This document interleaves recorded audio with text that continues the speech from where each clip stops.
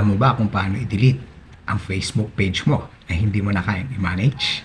Kung hindi pa, halika. Ituturo ko sa iyo. At dito nga ay pupunta na tayo sa ating Facebook menu.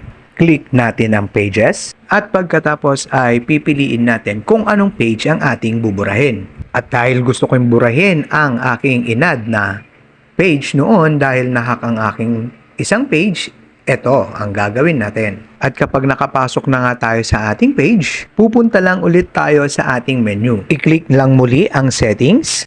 At kapag nakapasok na tayo, hanapin lang natin ang access and control. Pag nakita mo na, i-click lang ito. At dito nga ay i-divert na niya tayo sa deactivate or delete ang page. I-click mo lang muli. At eto na, lalabas na at pipili na tayo kung i-deactivate ba natin or tutuluyan na nating i-delete ang ating page. Siyempre, ang pipiliin natin dyan, i-delete na ang page at pagkatapos ay mamimili na tayo sa kung ano ang reason mo kung bakit mo i-delete. At pagkatapos ay mag-i-instruct na sa iyo si Meta.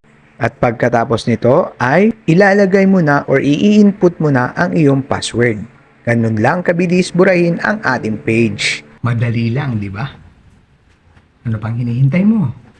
I-share mo na sa iba para malaman din nila. Thank you for watching.